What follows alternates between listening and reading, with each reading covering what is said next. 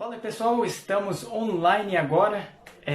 A gente estava tentando fazer a live na Fórmula 1600 Brasil, na página, mas infelizmente as conexões não estavam ajudando, então vamos tentar por aqui.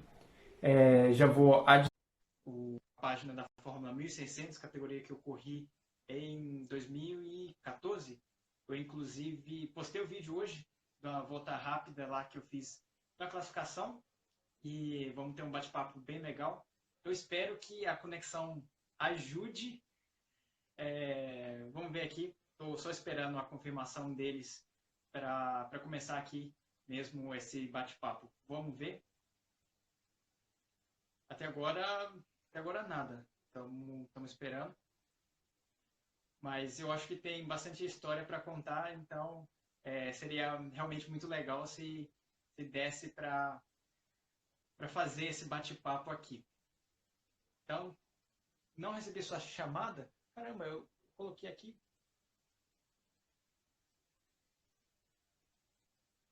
Eu coloquei agora para adicionar de novo. Vê se foi agora. Agora tô te vendo.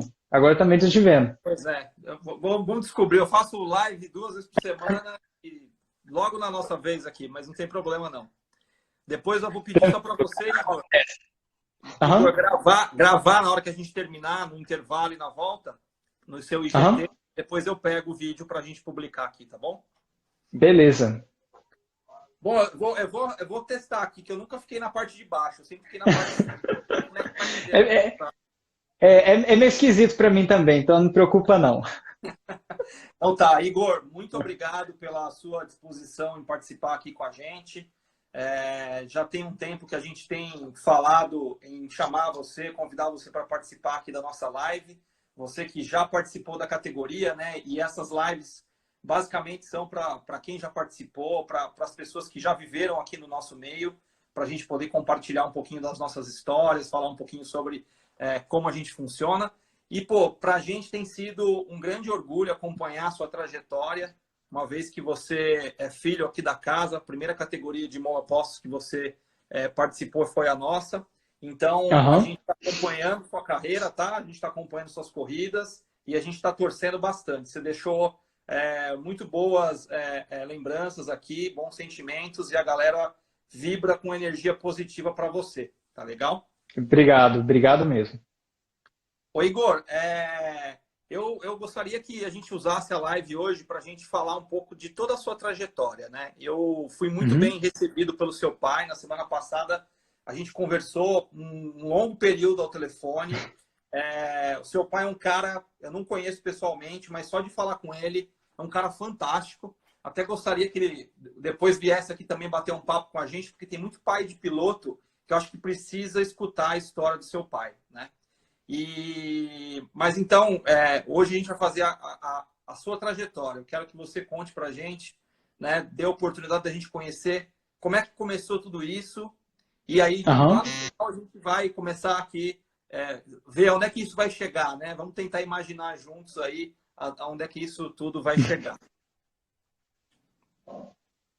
Tá? Então, Igor, você é brasileiro, mas você nasceu no Japão, né? Isso.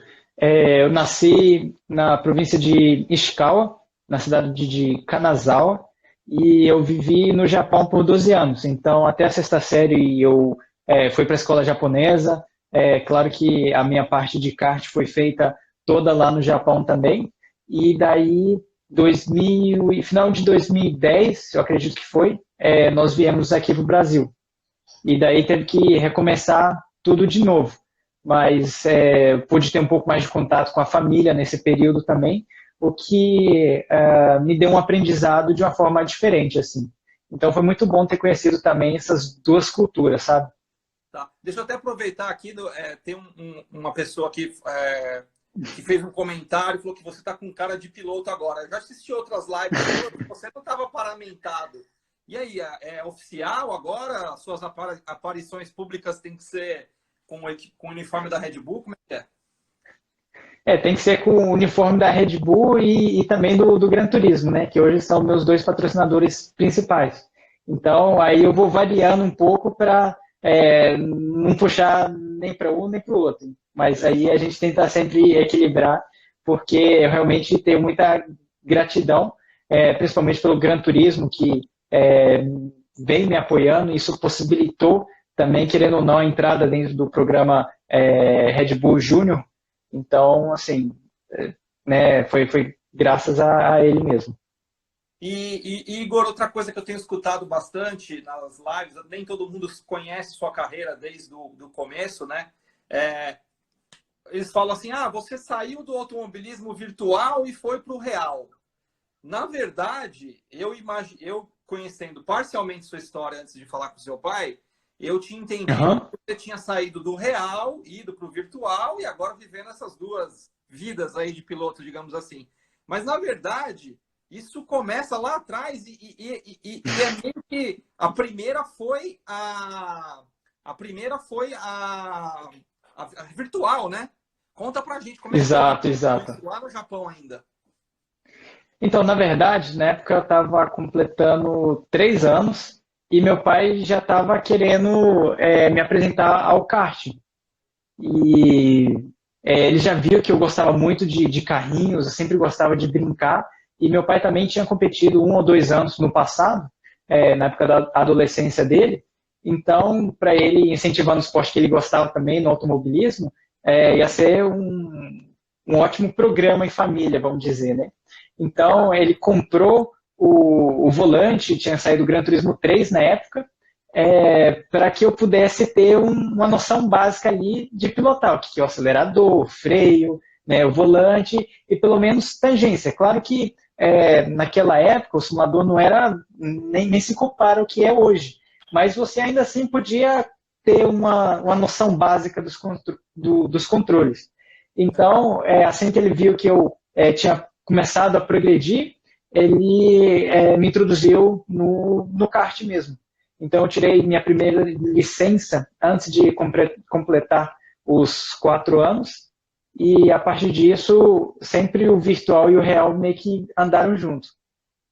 Que legal. Eu tinha aqui, cara, separado várias imagens suas, vídeos e fotos da sua trajetória. Acho que o pessoal ia gostar muito, porque eu uso esse artifício aqui nas lives e serve para realmente a gente não ficar só na imaginação, né? A gente levar. Sim. Depois eu compartilho isso num pequeno vídeo e compilo e coloco junto numa publicação para o pessoal entender essa sua trajetória e ver esse seu caminho, né? Mas aí, seu pai te colocou lá para treinar. Mas você tomou gosto pela coisa ou aqui para você no começo era uma brincadeira? Como é que foi isso? Eu sempre gostava e era meio que misturado com a brincadeira também, né? Claro que desde aquela época eu já, como fala, assisti as corridas de Fórmula 1 e tudo mais, e a minha vontade era que um dia eu queria guiar um carro daquele lá o mais rápido possível. Era isso que tinha na minha cabeça. E o kart era uma forma, assim, era o começo, sabe, para mim começar a aprender. Então, aquilo também era uma paixão, era uma diversão, era meio que tudo ao mesmo tempo. E ainda eu passava o meu final de semana com a família. Então, tinha todo o ambiente que eu acho que contribuiu que eu realmente despertasse ainda mais essa paixão pelo automobilismo. Sim, com certeza. E, bom, seu pai foi meio visionário nisso, né? Porque se ele tivesse te colocado direto na pista, talvez a experiência não seria das melhores e aí você não teria, talvez, pegado o gosto logo de cara, né? Como é que foi você com essa preparação contra outros garotos da mesma idade que não tinham, talvez, passado por isso? Foi um diferencial? É muito difícil para falar porque eu também tenho muito poucas memórias dessa época. Porque, igual, o meu primeiro campeonato que eu competi, eu estava com 4 para 5 anos. E eu acho que de 5 para 6 eu já estava ganhando ali meu primeiro campeonato. Então foi tudo começando a acontecer muito rápido e o real, claro, ele foi se tornando, começando a se tornar mais sério mais rapidamente. Claro que o virtual ajudou bastante nessa questão de aprender traçado, os controles básicos, mas ao mesmo tempo meu pai também era um cara muito rígido. Então ele cobrava muito durante os treinos também, ele é um cara muito perfeccionista e ele tenta sempre fazer o melhor. Então ele sempre tentava fazer o melhor, né, cuidando do equipamento e também passando todo o conhecimento que ele tinha para mim. Então minha mãe muitas vezes filmava as corridas ou os treinos, pegava filmagem do pessoal mais rápido para quando a gente retornasse para casa, é, rodar isso lá na televisão e ver o que eles faziam de diferente, o que eu fiz de errado e tal, para mim poder continuar melhorando, sabe? Isso é muito importante, né? E você teve muito apoio, né? Falando agora, introduzindo a sua mãe, eu acho que você é filho único, né? Isso. O seu pai e sua mãe te dão muito suporte, né? E a gente percebe muitos pilotos de sucesso também tiveram esse apoio muito próximo da família, ou o pai muito presente, né? No caso, por exemplo, do Rubens Barrichello, né? Que teve o pai dele desde o começo ali, direcionando, ajudando. E isso é muito importante, ter esse apoio, não só financeiro, mas esse incentivo, essa tutoria, né? Para poder guiar, porque é um meio complicado para uma criança, né? Uma criança não consegue se desenvolver, um jovem não consegue se desenvolver numa trajetória num ambiente desse. Então, pelo que eu conversei com seu pai, eu acho que ele é um cara de muita cabeça, muita visão e muita vontade e foco, né? Então, tudo isso ajudou, e a sua mãe também dando toda essa retaguarda.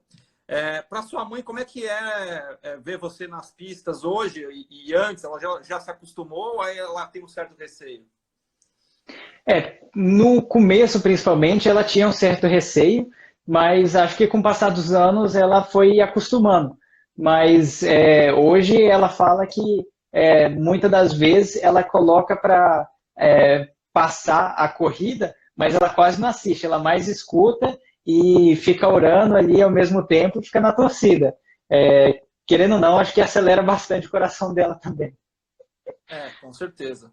E quando você era criança, ela apoiou desde o começo, não era uma coisa que era só do seu pai? Isso, ela também apoiou desde o começo.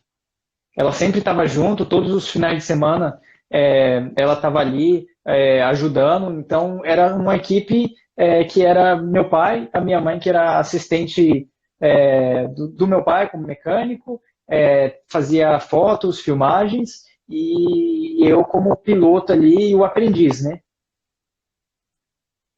O seu pai contou que ele mesmo fazia toda a preparação, e ele me contou muito como tudo isso aconteceu com ele, né?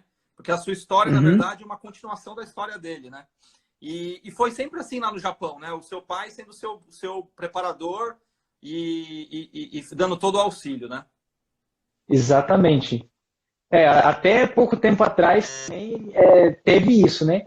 E eu tenho sorte também de meu pai ter muito conhecimento da mecânica, porque, igual você tinha comentado, isso já vem meio que da história do meu avô e do meu pai, porque meu avô tinha oficina mecânica, então meu pai nasceu naquele meio, a família simples também, e eles tentaram correr de kart uma época também. Então, assim, meu pai tinha que fazer de tudo ali com meu avô para conseguir competir. E, então, eu acho que isso acabou ligando de uma forma bem parecida, assim. Ele me contou e ele aprendeu muito, né? Sozinho e fazia o próprio kart dele, se tornou instrutor de kart e depois ele deu essa continuidade com você. Agora, uma outra coisa que chamou bastante atenção é o custo do automobilismo no Japão comparado com o Brasil, né? Do kartismo, principalmente. E me surpreendeu, ele falou que lá é muito mais barato do que aqui, né? É isso, né? Isso, lá é muito mais barato, porque, por exemplo, a preparação de motor é praticamente nulo, não existe, justamente porque quando termina a corrida, tem uma inspeção feita assim, muito detalhadamente. Então, se você mexer, é pego nessa vistoria e é desclassificado, consequentemente. Então, isso já diminui esse mercado de preparação de motores e etc. E, consequentemente, o custo do esporte cai infinitamente. E, muitas vezes, eu é o próprio pai que está ali, junto com sua família. Então, por todo esse ambiente, realmente o custo é mais baixo e também como fala, a desigualdade social no Japão, por ser menor, ajuda com que mais pessoas possam praticar do esporte também, o que é muito legal. E com isso, realmente, quem começa, né, nas categorias de base lá no Japão, aprende um automobilismo de forma saudável, que realmente o piloto tem que aprender a conduzir de forma correta para começar a obter bons resultados. Quer dizer, é mais esporte do que aqui, né? Porque o esporte, o diferencial é o atleta, né? Exato. E, e lá isso é mais destacado do que aqui, onde o equipamento, preparação, quer dizer, o trabalho em equipe, quer dizer, é uma visão diferente do automobilismo, né? Exatamente. Ah, que legal. E aí lá você arrebentou lá, né? Você foi campeão de tudo. Conta aí, o que você ganhou lá? Quais foram as conquistas? Eu fui 7 vezes campeão de kart no Japão, de 2004 a 2008. E em 2008 também eu competi o campeonato asiático e eu fui campeão lá também. Então, resumindo bastante, foi basicamente isso. E aí, você estando lá, por que foi a decisão de voltar para o Brasil, depois de todo esse sucesso lá? Na verdade, 2008 teve a crise financeira mundial, e por conta disso eu perdi meus patrocinadores. O meu pai também, o serviço dele reduziu muito, e por conta disso a gente simplesmente não tinha mais condição para continuar praticando o esporte. Então eu tive que dar um pause ali na minha carreira, onde eu estava começando a competir, como que fala, não somente não só nacionalmente, como no exterior também. E isso tudo teve que, como eu falei, dar um pause.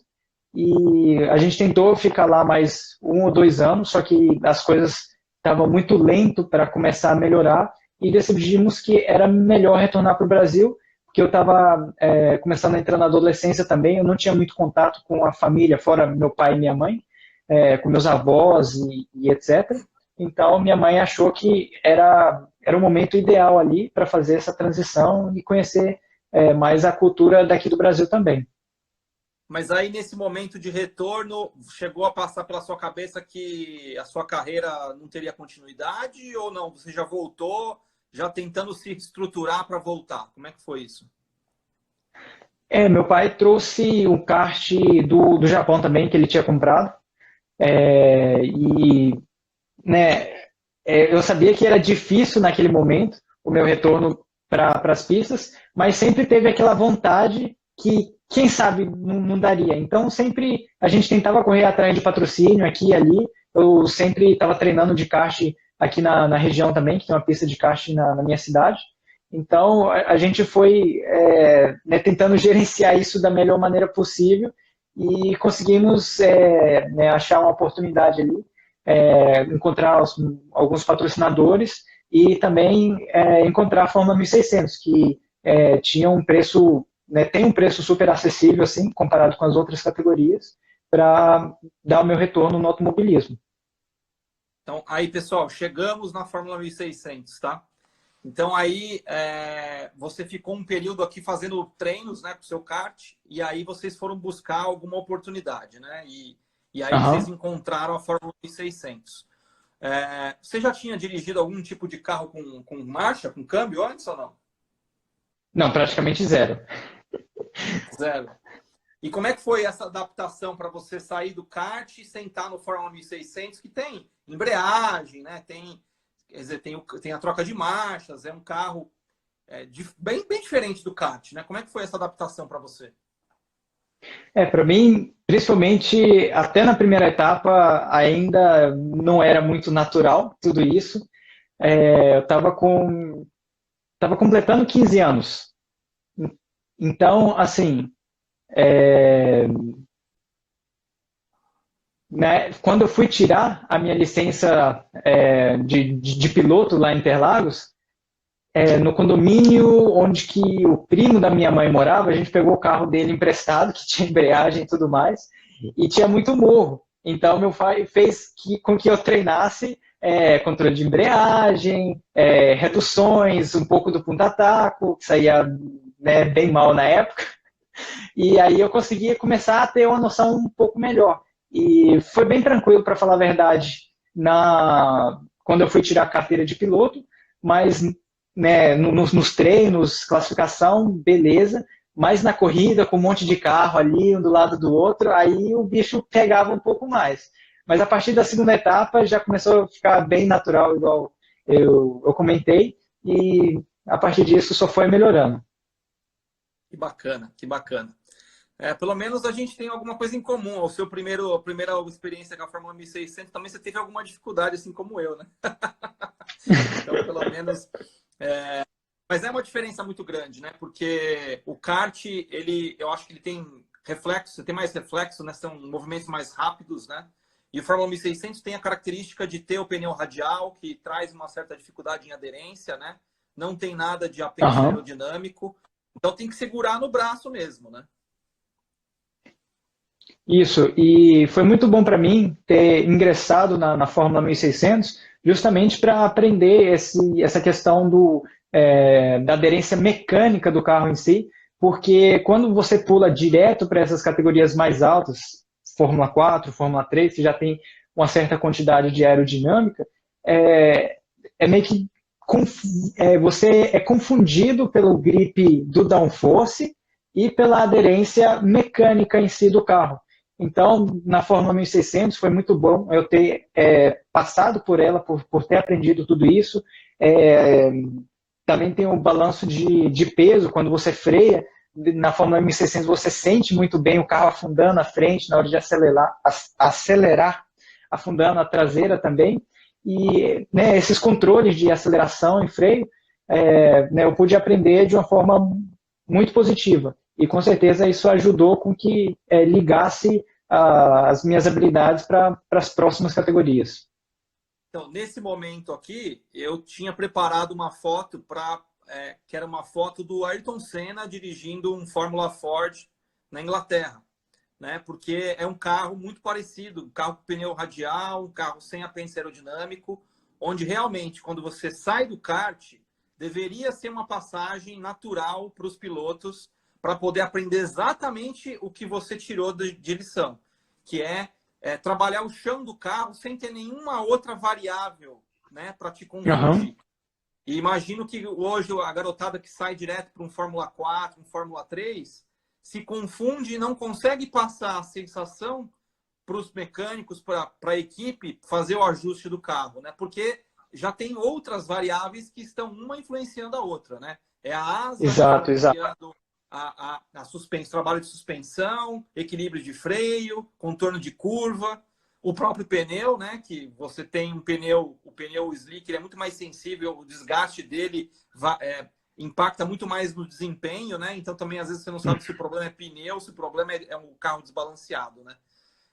Que você recomenda então para a galera que sai do kart e que aqui no Brasil tem a opção de ter a Fórmula 1600? Você recomenda uma passagem por aqui? Sim, com certeza. Igual eu comentei também, tem um custo muito acessível. Você tem muito aprendizados, né, para quem quer seguir o automobilismo mais para frente também, que almeja alcançar categorias maiores. Eu acredito que seja um ponto muito interessante para que você realmente aprenda da forma correta, porque isso no futuro pode somar muito no seu conhecimento e tudo mais. Hoje a categoria mais acessível do automobilismo nos monopostos, né? Correndo em Interlagos, que é um sonho para muita gente, né? E é metade do custo de um piloto que está disputando um campeonato paulista de kart, por exemplo. Então, é uma passagem que os pilotos deveriam olhar como uma opção, até porque a gente não tem uma Fórmula 4 no Brasil, né? O próximo passo aqui são carros que não são carros de categorias internacionais, então seria uma passagem com custo-benefício interessante. E aí, como é que foi a sua temporada na Fórmula 1600? Conta aí como é que foi a evolução ao longo do ano. Você participou por duas equipes, né? Teve a equipe do Silvio Novembre e depois você migrou para a equipe do Della Barba, né? Como é que foi essa sua trajetória? Na verdade, foram três, porque foram lá do Silvio. Eu corri uma etapa com o do Emílio, Aham. do Emílio Padrão, e daí eu fui pro Della Barba. Ah, tá. Mas daí foi muito legal a minha passagem ali com a equipe do Silvio, porque o carro, quando a gente pegou, tinha muita coisa que estava fora. E, né, com conhecimento do meu pai também, na época eu não entendia muito de acerto de carro, mas a gente conseguiu descobrir muita coisa ali e conseguimos evoluir o carro infinitamente. É tanto que na primeira corrida eu tinha largado de P6, mais ou menos, P7, eu acho. Tinha 30 carros no grid. E na segunda corrida eu já consegui fazer a minha primeira pole lá na categoria. E infelizmente eu não consegui ganhar corrida, mas com certeza somou muito para a minha evolução, para o meu conhecimento. E daí na última etapa que eu corri com o carro do Della Barba, quero mandar um abraço para todo mundo aí que está nos acompanhando também da 1600, tenho muito boas recordações na época que eu corri aí. Mas, enfim, voltando, quando eu corri com o carro do Della Barba, consegui fazer o recorde da pista, aí eu consegui ganhar a corrida também. Então, assim, consegui terminar com chave de ouro minha passagem pela Fórmula 1600. Os carros do Della Barba, são fantásticos. O Della Barba é um excelente preparador, são carros canhão. Eu tive a oportunidade de fazer duas provas, mas não é o objeto aqui, mas realmente é diferenciado, viu? Mas temos hoje, Sim. eu acho que da época que você participou da categoria para agora, mudou bastante coisa, Uhum. né? Agora a gente usa o motor Sim, sim. o motor do Ford Zetec Rocão 1.6, então o carro está mais confiável, não quebra mais, né? Antigamente quebrava muito, era motor de Fusca. E as equipes evoluíram muito. Então tem equipes hoje muito competitivas, 4, 5 equipes que conseguem entregar carros praticamente iguais e num nível muito bacana. Então o seu recorde, claro, com outra motorização, que foi 1,58,8, se não me engano, e hoje o recorde é 1,55,5. Então, praticamente o mesmo pneu.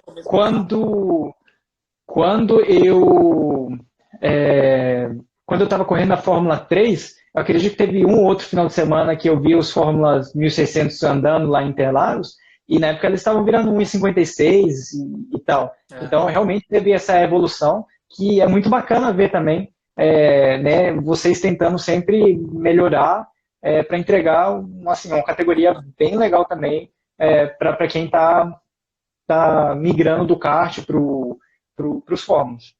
Hoje a gente tem lá equipe Gara, equipe que é do Marlia, que você conhece, que foi quem fez a nossa intermediação aqui dessa conversa. Tem o Della Barba, tem o Juca Gandelin com a Juca Motors, também faz carro canhão. Sim, sim. A Alfia, que é lá de Piracicaba. Tem a Sun Race, que faz carros muito bons também. Então, temos e outras equipes que também... o Rossetti, que estava falando aqui, que ganhou uma corrida que você ficou sem combustível na última volta. Ele tem a equipe própria dele também, prepara carros. Legal. A categoria é muito bem servida, com equipes muito niveladas e muito profissionais. Bom, eu tinha separado alguns vídeos aqui de momentos seus na Fórmula 1600. O que você acha que foi o seu melhor momento lá? Foi aquela volta mais rápida que te deu uma sensação de que, poxa, acho que eu cumpri essa etapa? Acredito que foi esse último final de semana que eu fiz lá na Fórmula 1600. Até então, eu raspei várias vezes na minha vitória, só que, igual o Rossetti tinha comentado aí, que acabou a gasolina na última volta, tive outros problemas mecânicos também, que assim, tiraram a minha possibilidade de vitória dentro da corrida. Então, poder ter terminado dessa forma, de realmente ter vencido e tal, com certeza foi um boost assim, na minha confiança também como piloto. E foi uma conquista assim, com muito suor, vamos dizer, por tudo que a gente passou nas etapas anteriores. Então, eu escolheria essa última etapa. Legal. E foi na Fórmula 1600 que você conheceu o Roberto Moreno, né? Exatamente. Na época que eu estava correndo com a equipe do Silvio, ele estava fazendo coaching para o filho do Galassi. Eu acho que os dois estavam correndo na época, se não me engano. E né, minha mãe começou a conversar com ele e tal. Ele me deu umas dicas na época também que me ajudaram muito nos próximos, como que falo, nas próximas corridas. E assim, é um cara fantástico e eu pude conhecer um pouco dele. Ali depois teve outros eventos que eu pude encontrar com ele mais vezes e assim conhecer melhor, mas realmente foi muito legal ter conhecido, né, conhecido ele aí na Fórmula 1600, além de também outras pessoas que eu acabei conhecendo dentro da Fórmula 1600, igual o Che, que foi o preparador do Senna, lá em Interlagos, o Cláudio Senegatti também, que é uma figuraça, e entre muitas pessoas ali. E né, foi muito bacana assim, fazer essas amizades com essas pessoas. Era para a gente estar tendo 2 etapas agora, nessas próximas semanas. Uma acho que era para ser semana passada, a próxima vez que você estiver no Brasil e a gente estiver com as pistas liberadas aí, você é convidado de honra nosso lá, tá? Para dar umas voltas lá. Eu te Obrigado. empresto meu carro, vai. Eu acho que não vai ter problema se eu te emprestar meu carro. Ô Igor, então aí, cara, você resolveu dar um próximo passo, né? E no Brasil a disponibilidade na época era a Fórmula 3. Como é que foi esse passo para a Fórmula 3? Cara, foi bem complicado, foi bem turbulento esse passo para a Fórmula 3, porque a gente tinha aprovado a lei do incentivo ao esporte, e assim, meu pai falou, não, agora que a gente está com esse projeto aprovado, a gente vai conseguir captar patrocínio. Então, vamos lá, vamos conhecer a Fórmula 3, vamos começar a competir e a gente vai conseguir. E a gente não conseguiu. Então, meu pai teve que começar a vender as coisas e tal para pagar e etc. Então, foi bem complicado, mas o Darcio do Santos, que é o dono da Propcar, a equipe que eu corria, ele também deu muita força. Tinha alguns patrocinadores ali também que realmente me deram força, que era a Neo Distribuidora e a Digifarm. Então, teve essas pessoas que me ajudaram e fez com que eu terminasse aquele ano. E o segundo ano, eu fiz no total 3 anos na Fórmula 3 Brasil. No segundo ano, porém, né, por tudo isso que aconteceu no primeiro ano, eu não consegui praticamente competir. Eu fiz a primeira e a última etapa. E daí, foi 2016, finalmente, né? 2016, exatamente. E daí, em 2017, o Nelson da Neo Distribuidora realmente me deu uma baita força. A gente conseguiu, né, com o Dácio também, colocar tudo junto ali. A gente teve um pouco de problema nas primeiras etapas, que foi uma pane elétrica, mas o pessoal dele realmente se esforçaram muito, descobriu o problema, e a partir disso só foi melhorando. Então, consegui ser campeão também em 2017 na Fórmula 3 Brasil. Então, isso daí foi bem legal. Que legal, cara. E a Fórmula 3, quais foram os aprendizados que você tirou da Fórmula 3 aqui no Brasil? Eu tive muita sorte de ter trabalhado com um engenheiro muito legal. Que é o Renan. Ele, assim, realmente trabalha... Meu engenheiro, Renan Madruga. Meu engenheiro na Gara Competition aí, trabalha com o Renato Marlia. Muito gente boa, conhece tudo. Conhece. E ele foi, assim, um cara super gente boa, me ensinava realmente as coisas, e nós dois fomos aprendendo junto, porque na época eu comecei a trabalhar com ele em 2015, eu acho que ele tinha acabado de se formar, então ele estava nesse processo de aprendizagem, mas ele, cara, tem um conhecimento muito grande, e ele foi passando isso para mim. Então, lá no meio do campeonato, nós dois estava assim conversando e tentando montar o ajuste do carro e tudo mais. Então, foi muito legal. Isso também me deu um conhecimento muito grande, também na questão de ajuste de carro e tudo mais. E além de também aprender a andar com um carro que tem um downforce muito maior, um carro que tem bastante potência também. Quantos cavalos tem no E Fórmula 3? Aqui no Brasil, você sabe? o 2015 ainda ele não tinha meio que um limitador.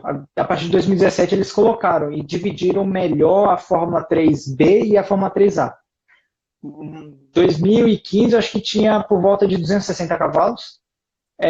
Daí 2017 a eu acho que foi limitada para mais ou menos 250 e a B era 225, alguma coisa do tipo. O A é o dobro da potência do Fórmula 1600. O Fórmula 1600 hoje tem 120, 130 cavalos e a gente dá um pulo grande, né? E o pneu também, e a downforce também, né? Porque aí o retorno de curva fica absurdamente rápido, né? Uhum. Interlagos comparado com 1600 é o quê? Quase um pouco mais de 20 segundos mais rápido. Então a diferença é grande. O Fórmula 3 vira 1,32 e a gente vira por aí. 55 foi um recorde, mas vira 1,56, 57. Então, uma diferença grande. Quando a gente treina, às vezes o Emílio Padrão, que tem um Fórmula 3, ele treina com a gente, cara, você olha no espelho, tá de um lado, que você vê que já te passou, cara. É impressionante a diferença. Mas é bem legal. Então, quer dizer, mais um motivo para você ter passado por uma categoria de um carro mais lento para poder se acostumar com a dinâmica de um carro de monoposto que é bem diferente do kart, né? Sim, com certeza. Com certeza. Bacana. E aí, quais foram as suas conquistas na Fórmula 3? O que você conseguiu atingir aqui? No primeiro ano, 2015, eu fiquei em terceiro na categoria Light. Igual eu falei, em 2016 eu consegui participar só de 2 etapas, consegui um pódio. E 2017 eu fui campeão na categoria B que também. Aí era aquele Academy, né? Exato. Uhum. E aí você acabou aqui no Brasil, para quem quer correr de monoposto, não tinha mais outra opção. Inclusive hoje em dia a Fórmula 3 não existe mais um campeonato brasileiro, né? Existe corridas que começaram a ser reorganizadas agora este ano com carro da Fórmula 3. A gente torce muito para que dê certo, para que pelo menos dentro do Campeonato Paulista a categoria sobreviva. Mas aí você não tinha mais opção. E aí, qual foi a sua decisão? Como é que você buscou uma alternativa para continuar a carreira? Na verdade, a gente não buscou, vamos falar. Na verdade, a oportunidade veio. O Dácio ligou para a gente. Estava quase terminando o campeonato da Fórmula 3. Ele falou que tinha conseguido uma vaga para mim de graça no México para competir Fórmula 4 e se não tinha interesse de ir para lá. E a gente falando assim, não tem outro campeonato para fazer aqui no Brasil. Fórmula 3, igual como você citou, termina ali. Quem quer seguir carreira de monoposto. E se quiser alguma outra oportunidade no monoposto, tem que sair fora do Brasil. Então, essa oportunidade meio que caiu do céu e a gente estava passando apertado, como sempre, mal tinha dinheiro para pagar passagem, mas falamos, não, opa, é claro que a gente vai correr lá, né? Então, isso meio que, igual eu falei, caiu do céu e daí a gente foi correr lá na Fórmula 4 na CAM. Que legal. E aí foi o próprio car lá, né? Você levou o engenheiro daqui, você levou uma estrutura do Darcy, não foi isso? Exato. Daí o Renan foi comigo para lá também e foi muito bom que foi um engenheiro que eu já tinha uma conexão boa com ele, porque tem toda essa questão, né? Cada pessoa tem uma forma diferente de pensar e é bom quando você já conhece o cara, já sabe como que ele trabalha e assim, se vocês se dão bem, é ainda melhor, né? Então, eu tive essa sorte também de poder levar o meu engenheiro comigo e foi uma experiência bem bacana. E a diferença de carro é muita, Igor? Comparado com qual carro? O Fórmula 3 com 1600 ou o ou com Fórmula 4? É, desculpa, é uma diferença considerável, sim. E principalmente na hora de você entrar nas curvas, o Fórmula 4 você tem que ser bem mais, como que fala, paciente. O Fórmula 3 você entra assim, será que vai virar? E ele vira. E o Fórmula 4 você tem que, será que vai virar? Ele não vira. Entendeu? Então você tem que realmente descer um degrau ali. É um carro novo, é diferente. E o que eu senti mais foi principalmente da forma que você conduz nas entradas de curva. Se você entra com a velocidade acima, a traseira ela não gruda e você vai ter tipo um snap oversteer ali e não vai terminar a curva. Então, uma reação parecida com o Fórmula 1600, né? Também não é um carro que você pode atacar a entrada de curva que você não termina ela, né? Exato, exato. Só que a forma como o carro escapa, ele é bem mais agressivo. O Fórmula 1600 ainda, devido ao pneu radial também, ele ainda vai te avisando. Então você vai corrigindo ali aos poucos e dependendo, você não perde tanto tempo. Mas ali no Fórmula 4, isso daí já é bem mais gritante. E se acontecer isso, você vai perder bastante tempo ali dentro da sua volta. E aí você fez um campeonato que é totalmente realizado dentro do México. São várias pistas no México. Isso. E as primeiras etapas foram legais, que foram preliminar da WEC, 6 horas lá do México, do Mundial de Endurance, e a segunda corrida foi preliminar da Fórmula 1, também lá no Autódromo Hermanos Rodrigues, que é a pista de Fórmula 1 lá do México. E foi nessa ocasião que a gente teve esse segundo contato com o Roberto. O Darcio também, né, do jeitão dele, deu uma cutucada no Roberto para ver se ele não conseguia me ajudar e tal. E daí foi onde que nosso contato começou a, né, ficar com a maior frequência. E ele também conseguiu uma equipe para a gente testar lá nos Estados Unidos. Então, mas aí você... No mesmo ano que você competiu na Fórmula 4, você competiu nos Estados Unidos? Sim, e no mesmo ano que eu competi na Fórmula 3, eu competi na Fórmula 4 também, porque o Campeonato do México ele começa no meio de um ano e termina no meio do outro. Então ele é meio esquisito na questão de calendário. Então ele pega metade de 2017 e pegou metade de 2018 também. Ah, entendi. Então você pegou a Fórmula 4 México do meio do ano de 17 até o começo, a outra metade do 18, e depois nos Estados Unidos você pegou da metade do 18 para frente. Ou não? Não, eu fiz tudo simultaneamente. Então, 2017 eu estava fazendo, a partir do meio do ano para frente, eu estava fazendo simultaneamente a F4 e F3. E no próximo ano eu fiz simultaneamente, até no meio do ano, a USR 2000 e a Fórmula 4. Uhum. E aí, estou me recordando aqui da conversa que eu tive com o seu pai, lá nos Estados Unidos também foi uma experiência de vida também, né? Vocês tiveram, como foi? Conta para a turma.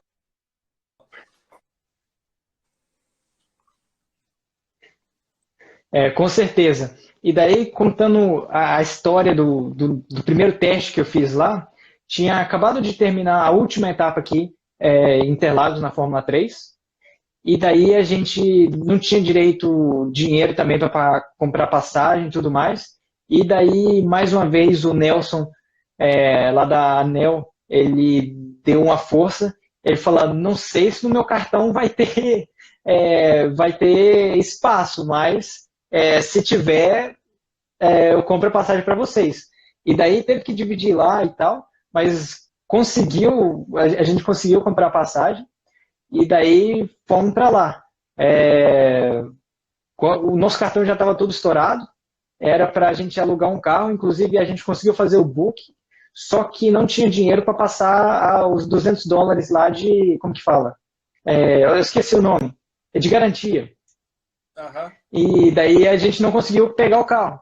Daí teve que dormir uma noite lá no aeroporto, a gente tentou ir de madrugada para a rodoviária, só que os ônibus estavam tudo cheio, então só no próximo dia que eu consegui pegar o busão, e daí a gente chegou um dia atrasado lá, porque o primeiro dia, teoricamente, era para fazer banco, ajeitar as pedaleiras e tal, para no próximo dia andar. Então, a gente foram, sei lá, 10, 12 horas de viagem, eu acho, de ônibus, da Flórida até onde é que era?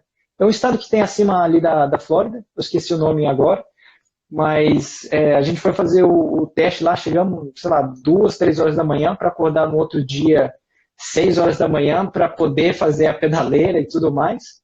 E a gente só tinha dinheiro para pagar um dia, que o Roberto ainda tinha conseguido um desconto assim com a equipe. E daí o pessoal gostou muito de mim.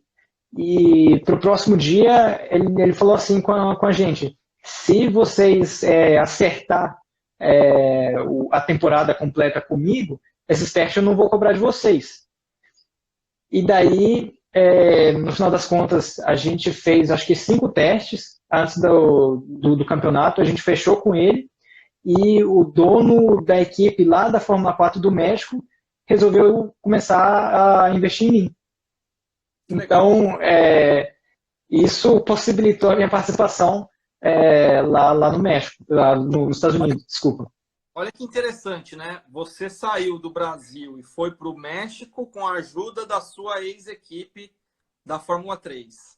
Depois você foi da Fórmula 4 para o USF 2000 nos Estados Unidos com a ajuda da sua ex-equipe. Qual o interesse dessa ajuda? O que você acha? Seu pai comentou muito, ele usou o termo anjos que apareceram na sua carreira, né? E da onde vem isso, Igor? Cara, para falar a verdade, eu também não sei, mas vem acontecendo assim na minha vida e possibilitou que eu pudesse passando por diferentes etapas. Né? Claro que não foi fácil, mas né, graças a Deus eu tive essas pessoas que realmente me ajudaram de uma forma assim, sem igual. Então, graças a todas essas pessoas que eu cheguei onde né, eu tô. Então, realmente, eu tenho muito que agradecer. E nesse ano lá, inclusive, você ficou hospedado por muitas vezes na casa do Roberto, né? Você usou ali a casa dele como base, né? Durante nos intervalos da competição, né? Exatamente. Então, daí ou a gente ia para a casa do Roberto, daí né, a gente, com isso, também desenvolveu uma amizade muito grande com ele. Como eu falei, ele é um cara assim, sensacional e ele me ajudou muito de diversas formas. E meu pai foi meu mecânico naquela época lá para baratear o custo da temporada. E daí quando o caminhão retornava para a Flórida, porque às vezes a pista era longe, tinha um treino numa semana e na outra, ou daqui 2 semanas era corrida. Só que o caminhão não voltava para lá porque era simplesmente muito longe e não fazia sentido logisticamente. Então, quando o caminhão voltava para lá, a gente fazia a manutenção no carro, tentava melhorar ele de diversas formas e assim a gente foi também aperfeiçoando o desempenho do carro. E daí chegou no meio do campeonato, o cara do México falou que não queria mais continuar investindo e tal, faltou uma parcela para pagar, e daí no final das contas, assim, a gente já avisando previamente para o dono da equipe o que ia fazer, que a gente estava tentando correr atrás e tal, mas que o cara assim, não está com... a gente está com receio dele realmente não pagar, e foi isso que aconteceu, mas o dono da equipe, da mesma forma, continuou me segurando dentro da equipe. Assim, dessa vez eu consigo, vamos lá e vamos correr. Chegava na próxima lá, ele falou, dá para fazer mais essa. E daí foi até o final do campeonato. E quando terminou o campeonato também, a gente meio que ajudou lá na equipe dele, fazer manutenção nos carros e tudo mais, né, como gratidão aí o que ele fez pela gente. Você que teve a oportunidade de ficar aqui na Fórmula 3, que é uma categoria, na época, né, bastante estruturada, depois você foi para o México, viu lá como é que era a Fórmula 4, foi para o USF 2000, o UFS 2000. As nossas categorias aqui no automobilismo, elas são... A estrutura é muito exagerada, ou lá fora é mais... A impressão que eu tive quando eu conversei com seu pai é que lá fora era tudo mais simples. Era um carro, um mecânico, um engenheiro e acabou. e não tinha muita parafernália. E o próprio automobilismo americano é muito isso, né? Você compara um box de Fórmula 1 com um box de Fórmula Indy, nem existe box de Fórmula Indy, né? Essa estrutura que Isso. tem por trás, ela é mais simplificada mesmo? Sim, é mais simplificada, principalmente nessas categorias de base também, igual na USF. Claro que o nosso caso é uma exceção, mas era eu, meu pai e um engenheiro. Mas o normal é ter um mecânico e um engenheiro, por exemplo. Daí tem equipes que têm dois ou três carros, daí cada carro tem seu mecânico, claro. Mas eu acho que, como fala, eu vejo que principalmente nos Estados Unidos, a estrutura da pista em si, ela é mais simplificada, as pessoas lá também que trabalham, a mão de obra é menor, mas a preparação que existe por trás ali, antes de chegar no final de semana da corrida, ela talvez seja maior. Ele tem uma estrutura muito bom ali na garagem e tudo mais, eles realmente preparam muito ali antes de começar o final de semana. Quer dizer, o carro chega lá, não tem o que fazer, é sentar e acelerar, né? E fazer o ajuste, né? Isso. Uhum. É bem isso. Legal. E aí, esse ano que você passou nos Estados Unidos também foi um momento que você retornou com uma atividade mais intensa para o automobilismo virtual, né? Exatamente. Na verdade, o automobilismo virtual, ele já vinha, assim, sempre foi o meu treinamento, assim, fora das pistas real. Só que, a partir do final de 2003, eu descobri o chamado GT Academy, que é o projeto que o Gran Turismo tinha, alguns anos atrás, que tirava pilotos do virtual e quem ganhasse essa competição ia ser piloto profissional pela Nissan. Então, eu vi essa oportunidade para, assim, talvez tentar dar um salto na minha carreira. Mas em 2014, na época que eu estava correndo a 1600, eu consegui até me classificar, porém, eu não tinha idade suficiente, porque eu estava com 15 anos na época e para participar nos eventos presenciais, você tinha que ter pelo menos 18. Uhum. Então, por conta disso, eu não pude participar do presencial, mas naquele momento eu não classifiquei entre os primeiros, eu estava entre os últimos ali, entre as últimas vagas, e por conta disso eu comecei a me dedicar muito mais seriamente, realmente estudar as voltas da galera que virou rápido e tudo mais, para que eu pudesse aprender e melhorar também, porque quando eu tivesse a oportunidade, eu queria aproveitar ela de forma verdadeira, porque, né, passando pelas últimas vagas ali, na hora que for para a fase presencial, a chance de você ser eliminado no começo é muito grande. Sim. Então, eu não queria isso. Eu queria que eu tivesse uma chance real para obter a vaga. Então, eu comecei a me dedicar muito. E, infelizmente, esse projeto acabou, mas ele ressurgiu de uma outra forma, que é o Campeonato Mundial do Gran Turismo, que vem acontecendo nesses últimos 2 anos. E daí, em 2018, eu fui campeão mundial da Taça das Nações, que é o único campeonato virtual, inclusive, que tem um certificado da FIA, né? E aí que você apareceu para o mundo como piloto virtual também, né? Estourou, né? Explodiu. Exatamente. E com isso eu pude conhecer as pessoas também né, que fazem o Gran Turismo ali de perto.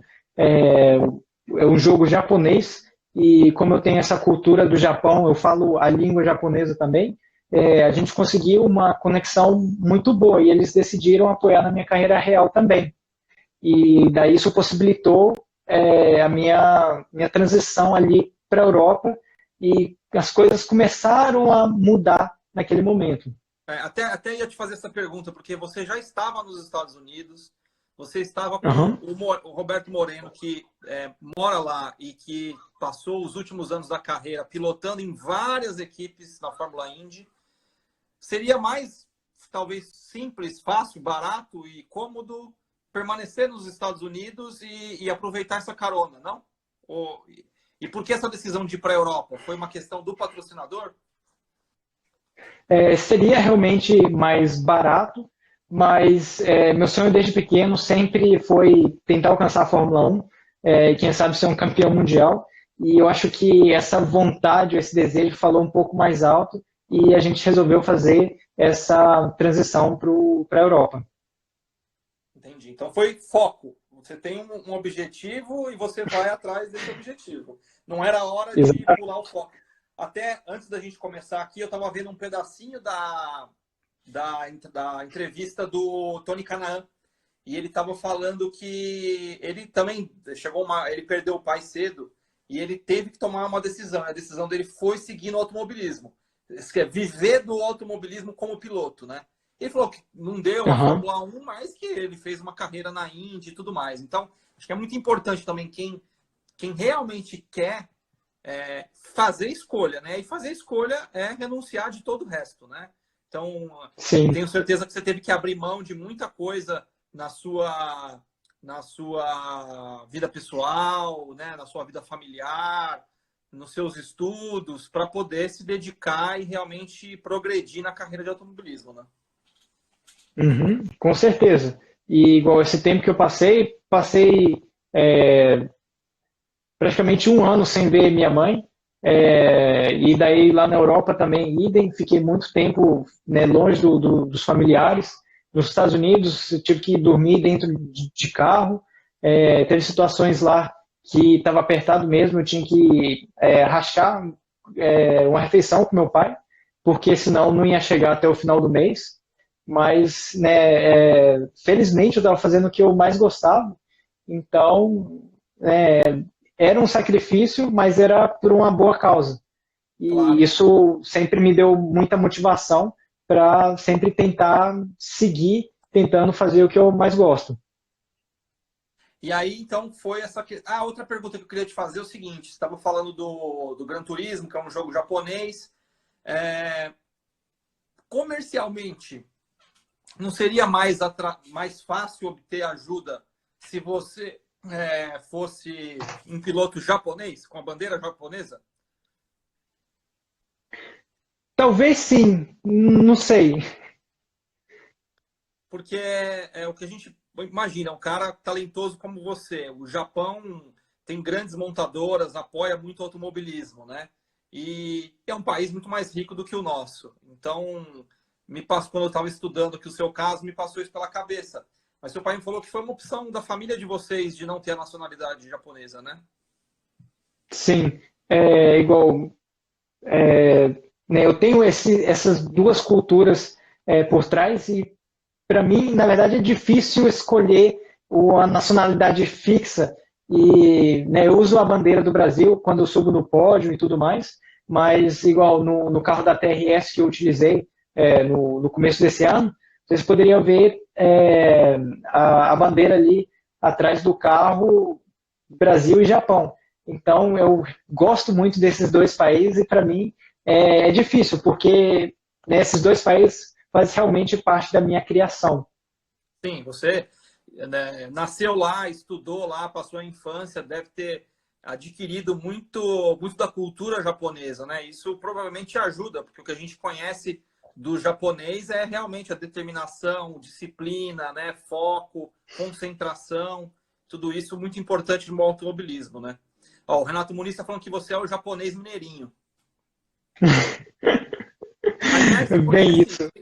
tem um cara aqui que entrou aqui agora, que é o Marquinhos, é o M. Oreira AVM.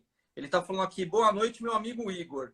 Ele já foi mecânico de Fórmula 3. Eu não sei se ele foi seu mecânico, mas ele foi meu mecânico no ano passado na equipe Gara. Ô, Marquinhos, você explica aí para qual Igor você tá falando, tá bom? Se é para os dois, se é para um só. O Ebel, você lembra do Ebel que disputou com você na Fórmula 1600?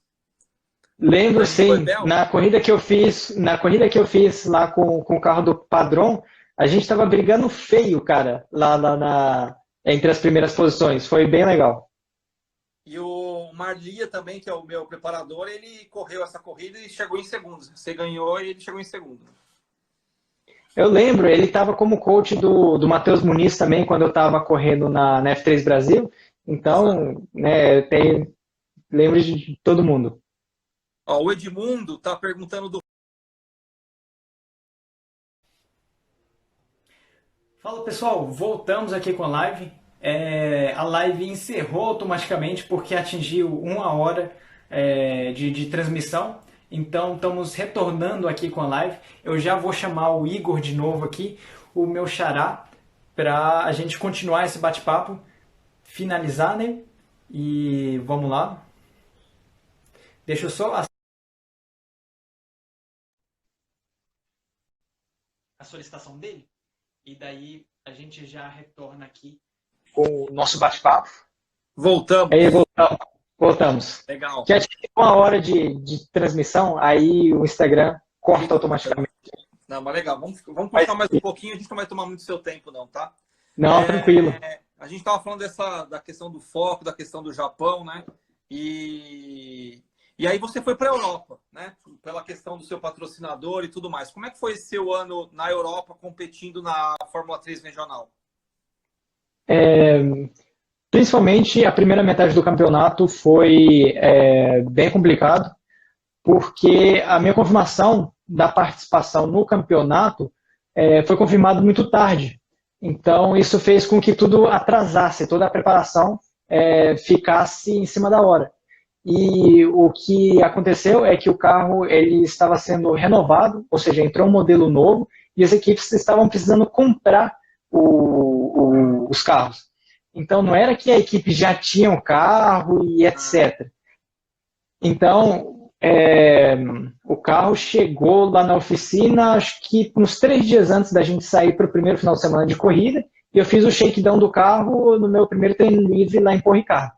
Então, não teve teste, não teve nada, e por conta disso, a gente não tinha um banco de dados também sobre acerto de carro, nem nada. E isso, igual eu falei, complicou bastante. Ainda eu consegui 2 pódios ali na primeira etapa, mas a partir disso, meu rendimento começou a cair, e principalmente era muito difícil acompanhar as mudanças de temperatura, climática e etc., porque a gente não tinha esse banco de dados, igual eu comentei com você. E daí a gente teve que ir descobrindo isso aos poucos, e assim, estava tendo uma dificuldade ali dentro da equipe também, justamente pela forma de pensar que era diferente e tudo mais. E daí, na terceira etapa, veio um outro anjo aí que caiu de paraquedas, que é o Felipe Marquezin, é um engenheiro brasileiro. Ele também é um super amigo nosso. Ele foi lá fazer, como que fala? Ser meu engenheiro por 2 etapas, porque teve um outro engenheiro de outra categoria que não pôde vir, e daí o meu engenheiro teve que ser chamado, e daí ele entrou no lugar, entendeu? Tocou tudo. Exato. Mas aí ele foi o cara que conseguiu realmente fazer o carro funcionar de uma forma melhor, e foi aí na segunda etapa que ele estava como engenheiro, eu já ganhei corrida. E o carro, eu ia colocar aqui um vídeo muito bacana que tem no seu YouTube. Aliás, eu recomendo o YouTube do Igor, que é a corrida da Áustria. Não sei se é dessa que você está falando. Que você foi muito bem, né? E que vai ser a sua primeira corrida agora, no mês que vem, confirmado o calendário da Fórmula 3 FIA, Fórmula 1 e Fórmula 2, né? Uhum. E daí, nessa corrida, foi tenso pra caramba. Foi 30 minutos ali da galera colocando pressão mesmo. Eu tive que segurar, porque teve uns acontecimentos ali nas corridas anteriores daquele final de semana que eu acabei meio que destruindo um pneu, e daí o pneu que eu tinha não era muito bom. Então, assim, de ritmo eu estava segurando a galera, mas por algum motivo eu consegui sobreviver ali até o final, na primeira posição, e ter a minha primeira vitória lá. Então essa corrida também, cara, marcou muito minha vida, e né, graças ao Felipe também que a gente conseguiu alcançar isso. E a partir disso a gente tinha uma base de acerto muito bom no carro, e daí a gente foi fazendo alguns ajustes finos para ir melhorando ou adaptando às condições climáticas. e consegui mais alguns pódios e vitórias também ao decorrer do campeonato e terminei em terceiro lugar. Terceiro lugar no campeonato, mesmo com todo esse início complicado. Exato, exato. E aí, como é que foi a opção? Onde apareceu a Toyota Racing Series? A Toyota Racing Series também veio do Roberto. Ele é um cara que assim tem uma visão muito ampla do automobilismo. Ele conhece muito, né? Tem muitos contatos. Então ele sempre falava para a gente desse campeonato da Nova Zelândia que como que fala? Juntava pilotos do mundo inteiro. Era um campeonato muito forte que, né, se tivesse condição, era para a gente tentar dar uma olhada lá também, que valeria muito a pena. E que gente de equipes grandes e tal sempre está de olho naquele campeonato. E ele também conseguiu contato com a equipe que eu corri, a Mitsui Competition. E o que possibilitou mesmo a minha participação lá como que fala? Do Toyota Racing Series foi ter vencido a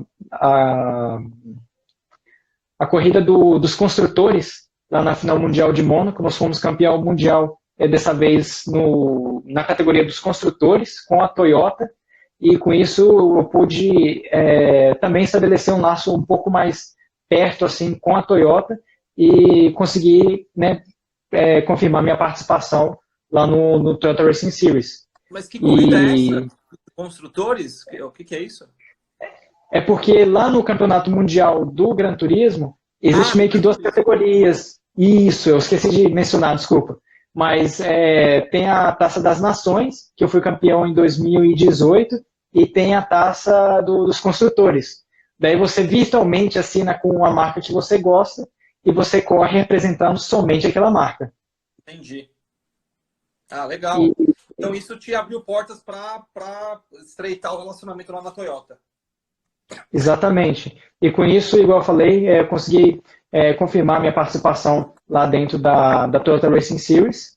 E o Roberto também foi lá me auxiliar nas últimas corridas. E deu muito certo lá. E exatamente isso, né? O Roberto Moreno também, se não me engano, foi 81 ou 82, que ele participou de um torneio parecido com esse, né? Um torneio curto, e se destacou, ganhou corrida de campeão mundial de Fórmula 1 e tal, e apareceu para o mundo, né? E acho que ele viu também o mesmo modelo aí. Vocês têm muitas semelhanças, né? Assim, a dificuldade em conduzir a carreira do lado financeiro, aquele conhecimento técnico, né, que o seu pai tem e provavelmente você também tem, né, porque põe a mão na graxa mesmo para fazer a coisa acontecer. E é muito bacana ver esse paralelo da história de vocês que está se, né, parece que você está seguindo a história, o caminho a trajetória que ele fez, bem legal. E lá é um modelo de campeonato, foram 5 etapas, né, cada uma num final de semana, né? Exatamente, são 5 etapas seguidas, praticamente não tem descanso, termina uma e já desloca para outra etapa, e daí já começa, a partir de quinta-feira já tem que estar na pista, e daí termina no domingo, segunda é o seu dia de deslocamento, e assim acontece os 5 finais de semana. E cada final de semana tem 3 corridas. Então, a milhagem que você soma ali antes de começar seu campeonato, como que fala, né, da temporada inteira, você consegue dar uma aquecida muito boa. Além de, claro, de juntar, né, bons pilotos do mundo inteiro. Então, a competitividade lá é muito alta. E o interessante da categoria é que os carros não ficam com as equipes. A Toyota que toma conta de todos os carros, as equipes vão lá na Toyota para fazer a manutenção e etc. E quando está chegando perto do primeiro final de semana, daí eles despacham os carros para a pista e a partir disso é responsabilidade meio que completa praticamente das equipes. Mas aí terminando o campeonato, volta tudo para a Toyota novamente. Então isso faz com que a categoria seja muito equilibrado. Em termos de custo-benefício, é um campeonato interessante para outros pilotos que estão correndo aí fazer essa temporada lá? Sim, comparando com as categorias da Europa, por exemplo, ela também tem um custo mais baixo e eu acho que isso também seja um outro atrativo dessa categoria.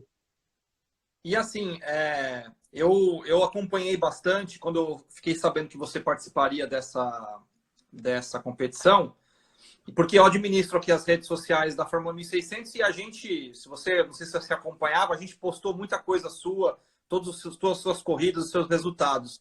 Mas aqui no Brasil não se falava que do Igor Fraga, falava muito pouco, falava muito do Caio Collet, né? Porque o Caio Collet é o queridinho dos kartistas, ele tem empresários nome forte, eu sei que ele é seu amigo, né? Mas quando chegou lá, o primeiro final de semana, vocês até... Ele até foi bem, mas ele teve um problema, acho que na primeira corrida, e dali para frente, eu não sei se psicologicamente ele ficou afetado, eu sei que ele ficou muito para trás. E você conseguiu evoluir bastante, né? E aproveitar o espaço. Como é que foi a dinâmica desse campeonato? Você correndo na equipe do campeão do ano anterior, né? Como é que foi essa... Foi um ambiente bastante competitivo, né? Sim, com certeza o ambiente foi bem competitivo e eu tive essa sorte de ter o campeão como meu companheiro de equipe, justamente por ter acesso a todos os dados, on-board e etc. Então eu pude aprender bastante ali e também a equipe ela era muito profissional, então isso auxiliou muito de diversas formas no meu desenvolvimento ali dentro do campeonato e eu tive uma dificuldade também da questão dos compostos dos pneus, porque eu só tinha utilizado o Pirelli até então. E ele gostava bastante de força G combinada. O que é isso? De você poder frear e atacar o volante ao mesmo tempo. Ele consegue aguentar essa força ali que faz. Mas o pneu Hankook, que era utilizado lá no campeonato do Toyota Racing Series, ele não gostava de jeito nenhum. Ou você freava reto e daí você meio que virava. Ele não gosta de você meio que ir freando e virando. Trava a roda, contornando, trava a roda. Então você tem que fazer uma coisa de cada vez, vamos dizer.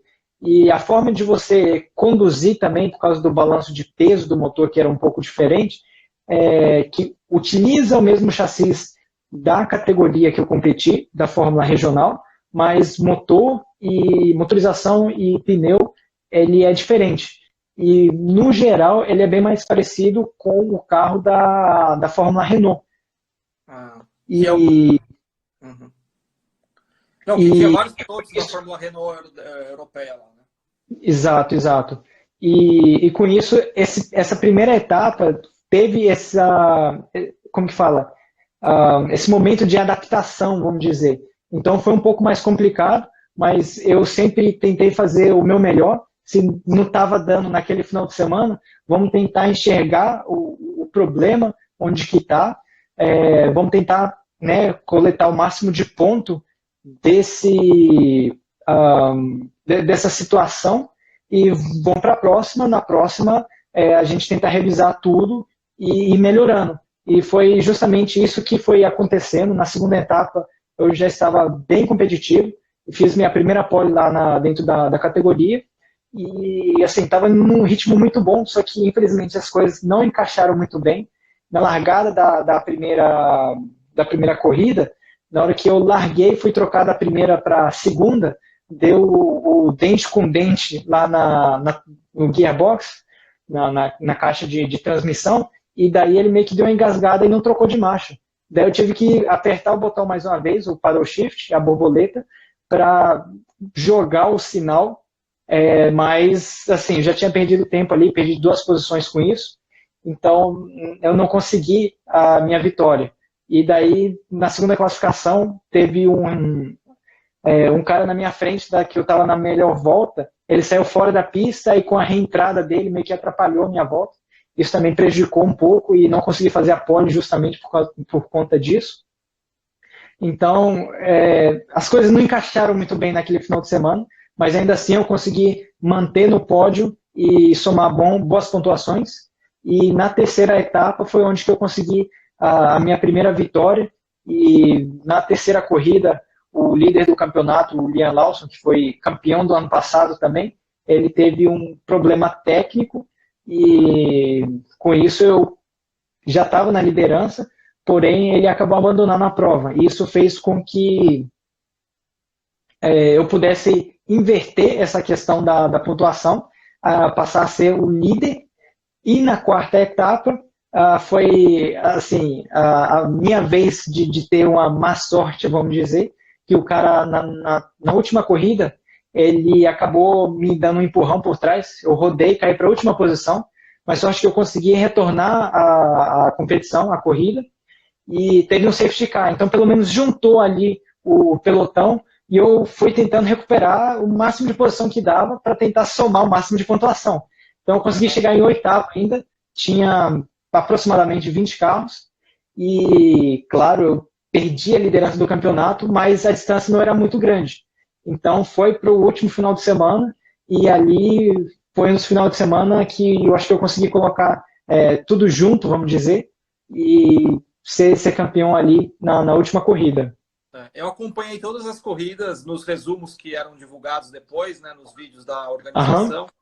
E eram corridas com muitos acidentes, né? E também acho que foi uma virtude, você não se envolveu em acidentes e acabou não perdendo ponto com isso, né? Sim, e isso eu acho que vem também do meu passado, justamente por não ter assim, dinheiro para pagar o campeonato direito e muito menos envolver em acidente, porque se acontecesse alguma coisa, cara, esquece meu campeonato, esquece tudo. A gente era tudo na rapa. Então mas, eu tinha que evitar muita coisa. Por outro lado, o seu estilo é um estilo arrojado. Você não é um cara conservador. Você vai para cima. Eu falo, puta, vai bater, pedindo curva, passando por fora.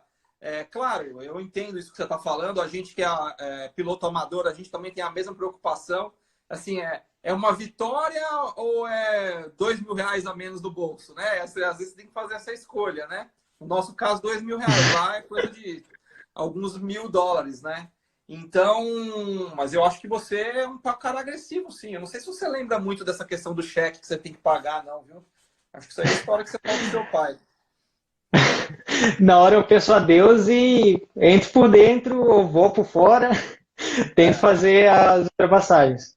Né? Querendo ou não, tem que arriscar em certos momentos, mas eu acho que tem que saber também, como fala, lidar da melhor maneira possível em todas as situações e tentar fazer o melhor. É isso, eu acho. Não.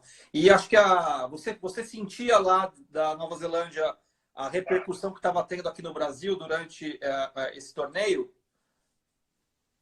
Sim, com certeza, e não só aqui no Brasil também, mas próprio lá dentro da Nova Zelândia também. Os repórteres lá da corrida gostaram muito do meu pai também, e direto eles estavam querendo entrevistar, e meu pai, que não fala muito bem inglês, sempre correndo das câmeras. Então foi bem legal. E assim, começar a ter o reconhecimento aqui no Brasil também, com certeza é uma conquista, porque o que acontece é que eu nasci no Brasil, fiz toda a carreira de kart lá no Japão também, e daí disso eu fiz, né, eu mudei aqui para o Brasil, então muita gente não conhecia e já existia uma base grande aqui de pilotos que tinha esse destaque. Então, aos poucos, conseguindo entrar no meio disso, está sendo muito positivo. Com certeza. Ô, Igor, e aí, campeão, tudo bacana, e você provavelmente, não, vai ter campeonato, mas até agora o único piloto que teve chance de ser campeão, que disputou um campeonato inteiro, foi você, né? Porque, de repente, o mundo parou. E aí você está num momento onde você é um cara que foi campeão de um torneio importante, desbancou lá vários caras experientes, bons pilotos, apareceu para o mundo inteiro, e o que vira moda logo na sequência por conta dessa pandemia é automobilismo virtual, onde você também é um destaque. Então acho que 2020, tirando a parte ruim de tudo que está acontecendo, para você especificamente encaixou, né? Você conseguiu fazer um torneio, completou, foi campeão, o automobilismo virtual volta como grande tendência na vitrine, e você está nos dois, né? Sim, acho que isso vem da minha vida também, que é sempre tentar mesmo de tudo que está acontecendo, tentar sempre pegar o positivo, sabe? Então, independente do que está acontecendo ao seu redor, o que eu posso fazer de melhor para tentar chegar mais perto do meu sonho a cada dia. Então, o virtual já começou lá atrás por conta disso, né, independente se eu tinha o mesmo equipamento ou a mesma condição do que outro piloto, tentava ali fazer o meu melhor para, né, ver o que dava. E eu acho que isso veio dando certo e eu vou continuar me esforçando pra caramba para, quem sabe, alcançar meu sonho. E nesse meio tempo, na verdade, antes de estourar essa pandemia, que foi onde apareceu a Red Bull, né? Como é que foi? Isso, e logo depois que terminou o campeonato da Nova Zelândia, quando a gente chegou lá na República Tcheca, estava esperando o carro do aluguel, tocou o telefonema lá da Áustria, aí você já fica com o pensamento assim, o coração até acelera só de ver, né? Daí, na hora que eu atendi, era o próprio Dr. Marco, e ele não me deu muitos detalhes naquela hora, mas falando que queria reunir comigo e que a secretária dele iria estar mandando mais detalhes. Aí, depois a secretária dele entrou em contato comigo, a gente marcou a reunião. Eu acho que foi naquele final de semana mesmo, na sexta-feira, e durante aquele final de semana, no sábado e domingo, e na segunda a gente já tinha mais ou menos tudo acertado, e né, a gente conseguiu a entrada para o Red Bull Junior Team. Então foi assim, tudo que eu queria, tudo que eu estava vindo buscando também, né, uma equipe de Fórmula 1 apoiando, né, no programa Júnior, cara, é uma conquista muito grande. Poxa, E isso, fantástico. com certeza, dá muita motivação, sabe? E o Roberto também teve uma mãozinha envolvido nele, que ele já vinha falando com o pessoal de lá também, mas o resultado da Total Racing Series também foi, como que fala,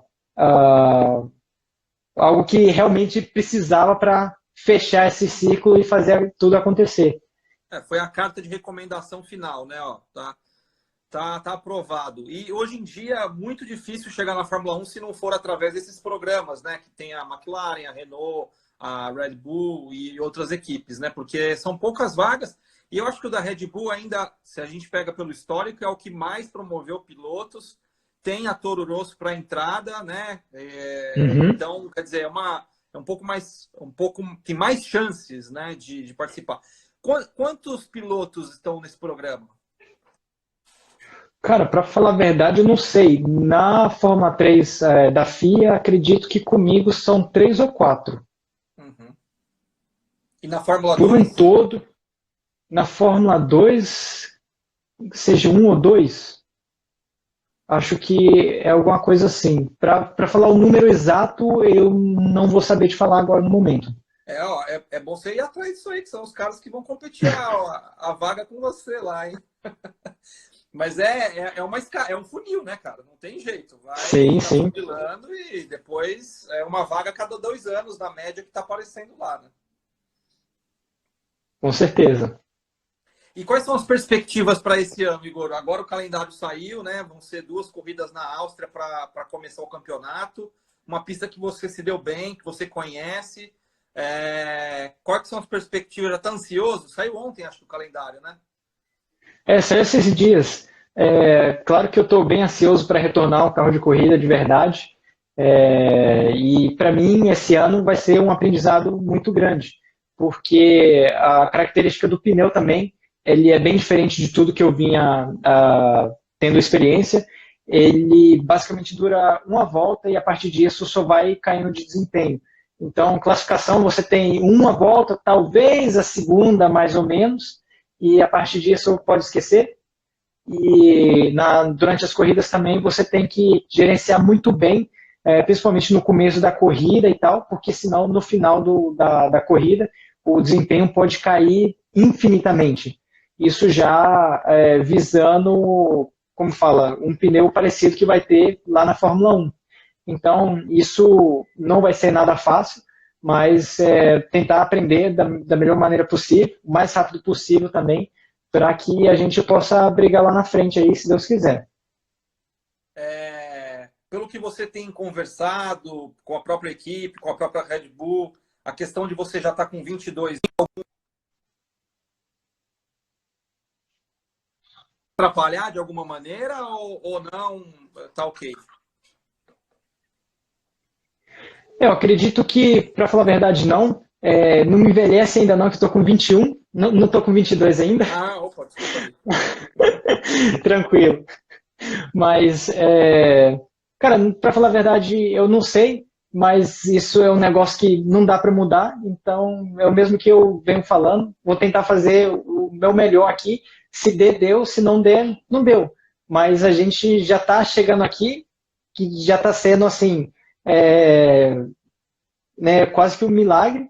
E por que que a idade seria algo que iria impedir isso? Eu acredito que não, e eu vou continuar me esforçando para isso. Eu acho que pode ser, inclusive, Igor, a minha opinião, né, é um diferencial positivo, porque você carrega uma bagagem muito maior por tudo que você passou na vida, toda a sua trajetória, mas também pela idade em si, né, do que os outros pilotos que estão chegando lá com 17, 18 anos ainda, competindo com você, né? Então, acho que se tem, de alguma maneira, algumas equipes ou alguns empresários podem olhar isso como alguma coisa um pouco negativa, aproveita, como você sempre disse, né, o lado positivo disso, de você ser 2 anos mais velho que essa turma e usar essa vantagem a seu favor, né? A maturidade, conhecer o ambiente, a leitura de ambiente, a leitura de corrida, estratégia, a parte técnica que você criou, muita bagagem, porque precisou, né? Isso foi muito bom para você, te deu músculo, né? Falam que o que não mata a gente fortalece, né? Então, acho que você está bastante forte aí para seguir na sua carreira com uma preparação que muitos pilotos não têm. Muitos pilotos chegam nessas equipes e não conseguem, nunca pegaram uma ferramenta na mão para colocar no carro, tiveram tudo do bom e do melhor e depois, claro, faz falta o conhecimento, né? Você se vê hoje como um piloto com boa experiência técnica? Você consegue discutir tecnicamente com os engenheiros? Como que é a sua performance nessa área? Sim, acredito que sim. Para mim, a maior dificuldade mesmo é esse primeiro contato com a equipe, justamente por, claro, eles escutarem assim meu nome e tal, mas a gente não conhece pessoalmente. Então, esse primeiro contato geralmente é o mais assim difícil, vamos dizer, mas né, demora um pouco de tempo para você provar o que você realmente conhece. Então, acho que depois que passando dessa fase, as coisas vão melhorar de uma hora para outra, e eu acho que é esse processo da gente tentar adiantar o mais rápido possível, porque querendo ou não, é um esporte em equipe, você precisa do máximo de suporte da sua equipe também, é um trabalho em conjunto, então não tem muito o que escapar disso, e tentar fazer isso o mais rápido possível, né? E desse período que você ficou aqui no Brasil, como é que foi a sua preparação? Imagino física, né, de condicionamento mental também. O que você tem feito para se manter ativo?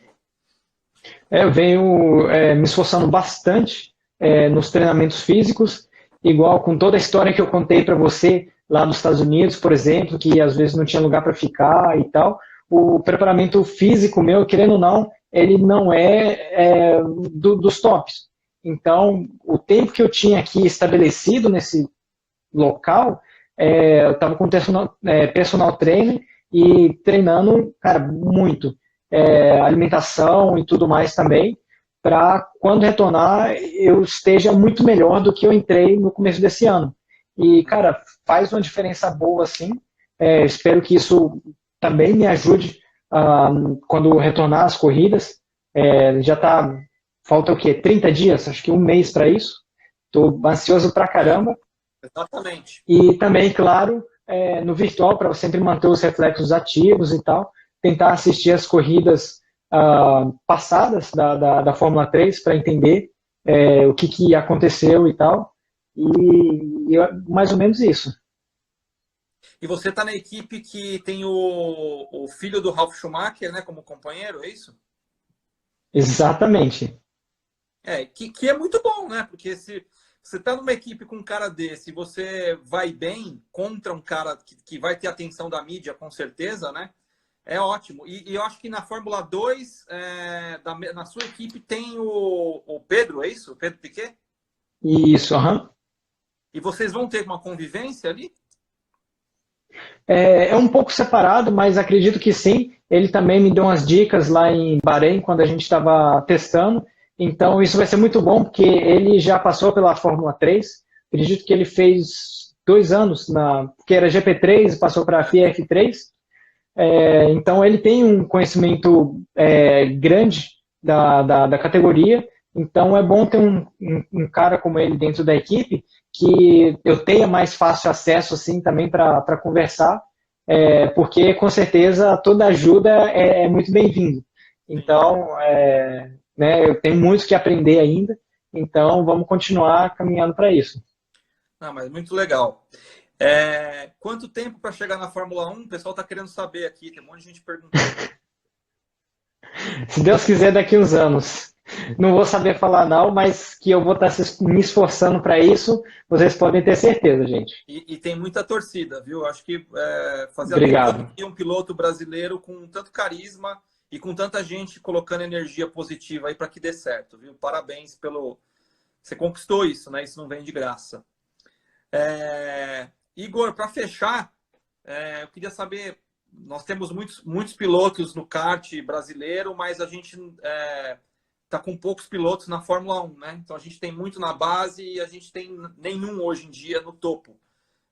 Qual conselho você dá para jovens que estão saindo do kart para poder fazer uma boa preparação e chegar lá na Europa, chegar numa categoria top, preparado para sentar no carro de Fórmula 1? Eu acho que primeiro tem que ter essa preparação mental. Muitas vezes vocês vão encontrar muitas barreiras pela frente, não são poucas, e várias delas vão ser grandes, mas tem que ter cabeça no lugar para, né, saber lidar com tudo isso, com toda a pressão também, que cada vez mais que você vai subindo de categoria, isso só vai aumentando também. Tentar sempre extrair o melhor que tem naquele momento, independente se você tem chance de vencer ou não, tentar aprender o máximo também. E eu, assim, particularmente, iria dar um pulo no virtual também, porque você pode aprender muito de pilotagem lá, e além de algumas oportunidades que está surgindo, né? Muito bem, você pode... né, tem equipes de esportes né, ligado à Fórmula 1, então, assim, é uma ótima porta aí, não da forma que vocês gostariam, talvez, mas já é uma forma de começar a ligar seu nome ali dentro.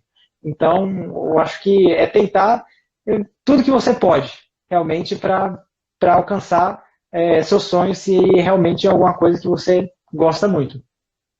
E pode vir correr com a 1.600 também, copiar a sua trajetória, que provavelmente não vai dar errado, né? Errado não vai dar. Eu recomendo também passar pela Fórmula 1600, porque o aprendizado é muito grande. Com certeza me deu uma base muito boa também dentro do meu aprendizado aqui. Então, eu recomendo mesmo. Não é só porque eu estou conversando com você, ou etc., mas é porque realmente fez uma diferença dentro da minha carreira. Como eu não consegui usar as minhas fotos, meus vídeos que eu uso nas lives, quem não sabe o que é Fórmula 1600 é esse carro aqui atrás, ó. Tá? Esse é um carro da Fórmula 1600, é um carro com pneu radial, motor Ford Zetec Rocan 1.6, não tem apêndice aerodinâmico, é um carro para quem quer aprender a guiar monoposto. É o mesmo carro que o Senna aprendeu a guiar e é o carro que o Igor Fraga aprendeu a guiar. Acho que já tá, né? Hashtag fica a dica. Na minha época não tinha nem o sidebox, hein? Hã? Na minha época não tinha nem o sidebox, porque era o motor 1600 então... verdade. Depois a gente, com a organização, agora o radiador fica ali do lado. Ficou legal o carro. Deixa eu te falar, cara. Foi muito bacana o bate-papo. O Marli tá falando que tá todo mundo na torcida e a gente tá mesmo, de verdade. A gente vai ficar aqui fazendo energia para você, para tudo dar certo na sua carreira. E sucesso, continue sendo esse garoto aí com a cabeça no lugar, centrado, focado no seu objetivo, que eu acho que você vai conseguir conquistar tudo que você deseja, tá? Manda um forte abraço pro seu pai, que é um cara que eu aprendi Pode a deixar. admirar em 2 horas e meia de conversa que eu tive com ele no telefone. Mineiro, né, cara? Mineiro no telefone. Mas um cara que é diferenciado e a gente percebe que ele fez muita diferença na sua trajetória. Você tem sorte de ter um pai como ele, tá bom? E uma mãe também. Muito obrigado, valeu. Cara, obrigado. Eu que agradeço pelo convite também. Foi um bate-papo bem legal. E eu queria mandar um abraço aí para todo mundo que está assistindo, para a galera aí de Interlagos também. Tenho muitas boas recordações na época que eu corri de Fórmula 1600, da Fórmula 3 também. Para todo mundo que vem acompanhando minha carreira, obrigado mesmo. Eu fico muito agradecido, tá? Então, um grande abraço para todos. Isso aí. Muito obrigado, E é Igor. isso. Valeu. Valeu, obrigado. Vou fechar a live aqui então. Salva aí, hein? Esse aqui, pode deixar. Então, galera, muito obrigado a todos vocês que acompanharam a nossa live aqui. Eu espero que vocês tenham gostado. Eu vou deixar salvo aqui para vocês assistirem depois também na minha página do Instagram. E é isso. Muito boa noite a todos e obrigado mais uma vez. Vou fechar na live então. Valeu, gente. Até a próxima.